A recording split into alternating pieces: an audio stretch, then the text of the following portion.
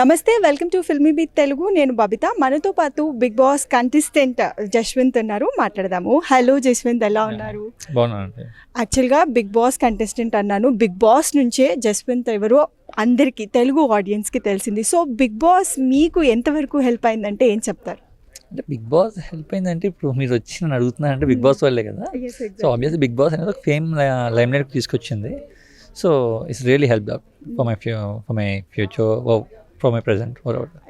రీసెంట్గా కొన్ని టీవీ షోస్లో కూడా కనిపిస్తున్నారు, డాన్స్ రియాలిటీ షోస్లో చేస్తున్నారు, అలాగే మూవీ లైనప్స్లో ఉన్నాయి. సో చాలా బిజీ అయిపోయారు. వీటన్నింటిలో ఏదో ఒకటి ఇంకా I have to do something, ఇంకా నేను రావాల్సినంత పేరు రావాలి అని అనుకునేవి ఏవైనా ఉన్నాయా? అంటే బేసికల్గా మీ అందరూ చేసింది ఇది టీవీ షోస్లో ఏది చూసా అది కాదు. నేను బేసిక్గా I'm to writing and direction. ప్రస్తుతంగా నేను ఆ వర్క్స్లో ఉన్న లాస్ట్ 2 yearsగా. సో ఇప్పుడు నాకు ఓకే అయింది projects. So I'm going to ఫర్దర్గా నేను వచ్చేది ఆ జోన్లో వస్తాను. So people might see me in that zone and definitely అప్పుడు నచ్చుతాను అప్పుడు ఇంకా. ఓకే, అయితే ఇప్పుడే ఇట్స్ మీ అనేది, హలో ఇట్స్ మీ అనే గ్లిమ్స్ కూడా రిలీజ్ చేసుకున్నారు. ఈ సినిమాలో యాక్ట్ చేస్తున్నారు. సో ఈ సినిమా స్టోరీ మీ దాకా వచ్చినప్పుడు అండ్ ఆ స్క్రిప్ట్ విన్నప్పుడు what was your first thought?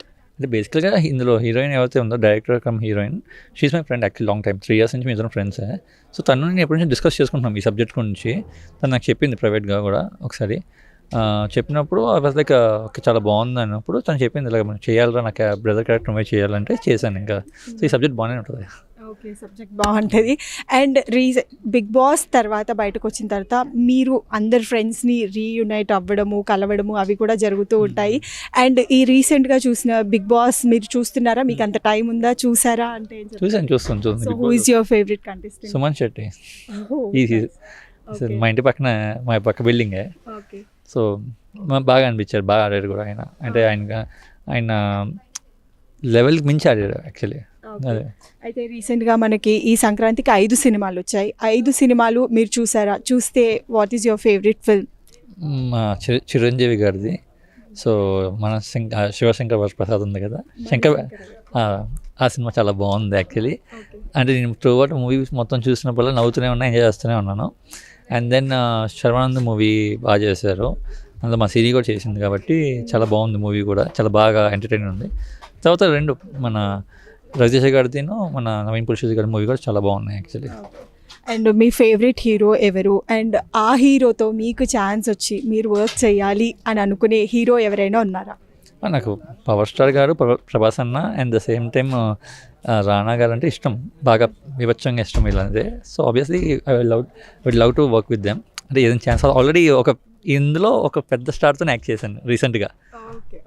అయితే బిగ్ బాస్ తర్వాత చాలామంది లైఫ్స్ ఎలా ఉన్నా అప్స్ అండ్ డౌన్స్ వస్తున్నా, ఏదైనా ఉన్నా లైమ్ లైట్లో ఉండటానికి చాలామందికి ఇది ఒక స్కోప్ అనేది చెప్పాలి బిగ్ బాస్ అనేది.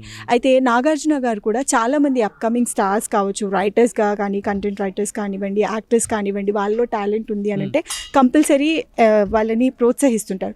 సో మీకు నాగార్జున గారి సైడ్ నుంచి ఎలాంటి సపోర్ట్ అందింది? అంటే నాకు సార్ నేను అప్రోచ్ అవ్వలేదు బేసికల్ దీని మీద. బట్ నిజంగా ఏంటంటే బిగ్ బాస్ అనేది ఒక లైమ్ లైట్ ఉంది కదా, యూటిలైజ్ చేసుకోవాలి. సో నేను రాఘవేంద్రరావు గారి దగ్గరికి వెళ్ళాను బేసికల్గా. ఆయన నాకు సపోర్ట్ చేశారు, ఆయన దగ్గర వర్క్ నేర్చుకున్నాను. So I'm working on that zone actually. So డెఫినెట్గా ఫైన్ డే మీరు చెప్పినట్టుగానే ఇంకొక మూవీ పని మీద మీరు వచ్చి ఇంటర్వ్యూ చేయొచ్చు అప్పుడు. Thank you so much and all the best. Thank you.